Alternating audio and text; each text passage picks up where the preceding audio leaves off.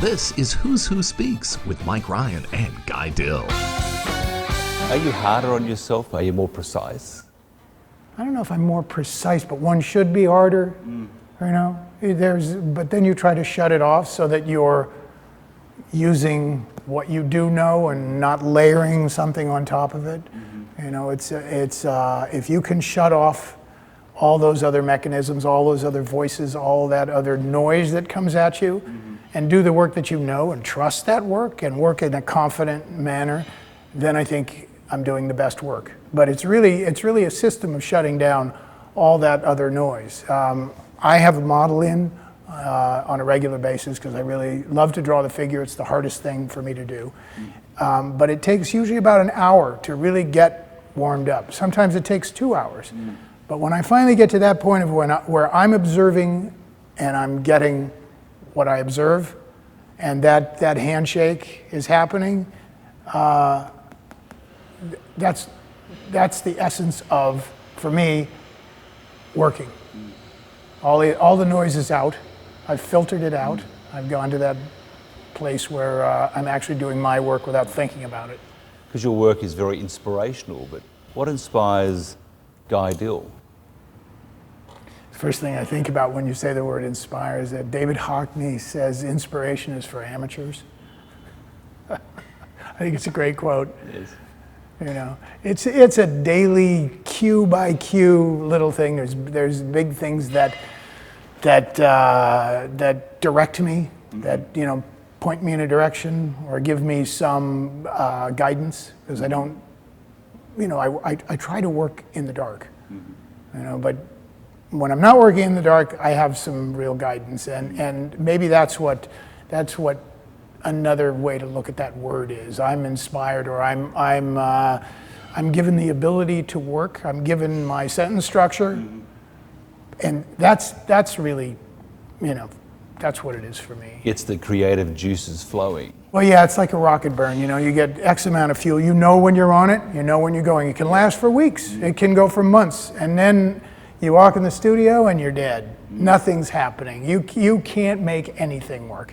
That's when you got to come in every day and go through all the bad work you can imagine, and it's a tough thing to do. You know, it's I have to say, luckily, the older I get, the less bad days I have. Well, we can't afford to, can we? No, we can't. There's not enough time. Okay. Do you look for approval? I mean, when you do something, I mean, say if somebody says, no, I don't like it, love it, it's okay.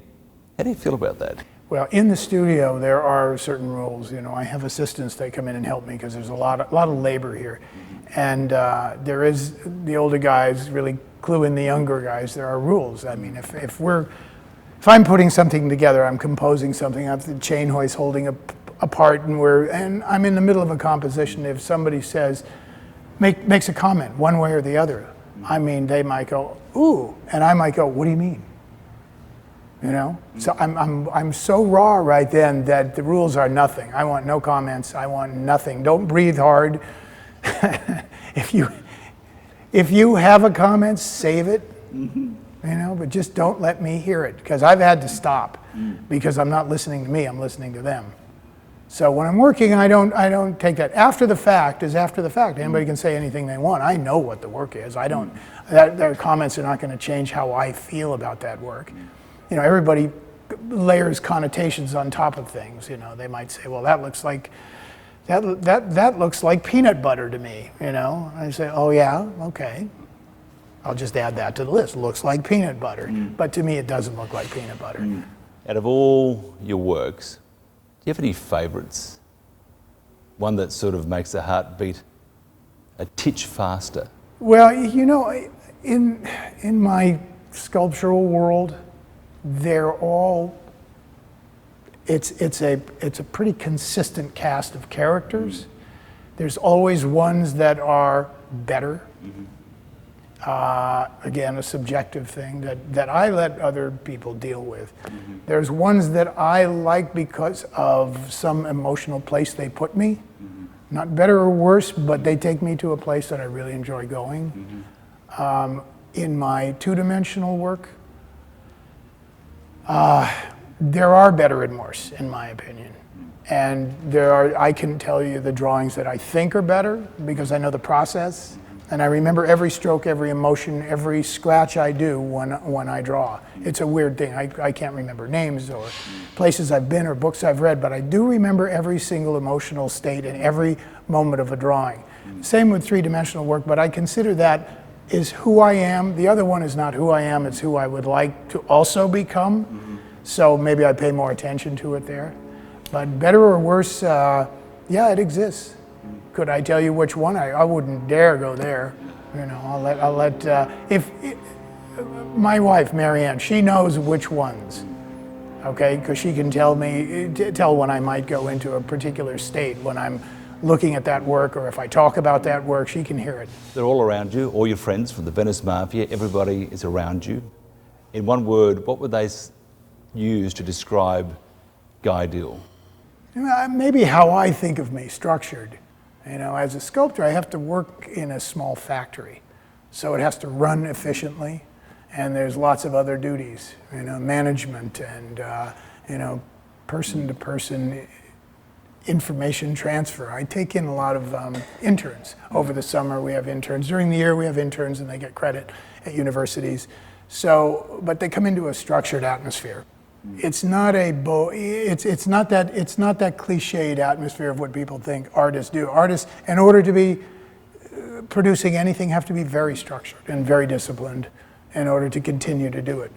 And finally, has there been anything in life that you haven't achieved and you want to achieve? Oh, sure. For example, what's the holy grail for Guy Dill? Well, you know, what brought me to sculpture was sailing schooners. And it was a profession I had before I went to college. And I went to college after I was in the service during Vietnam. So I was a little older, I had time, and there's something about a big schooner under sail with that kind of power and that kind of presence and that kind of beauty and that kind of information, and you can get from point A to point B. So maybe it's a metaphor.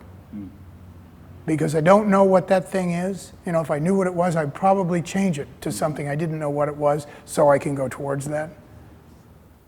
You mentioned before that you thought you were structured, as in a one-word description from your critics and everybody that has known you. What would you like them to think of you in a word? How would you describe yourself to those people? Artist. Guy, thank you very much. Thank you. Up next, Mike speaks with Danae Montague King, a worldwide leader in the field of skin rejuvenation.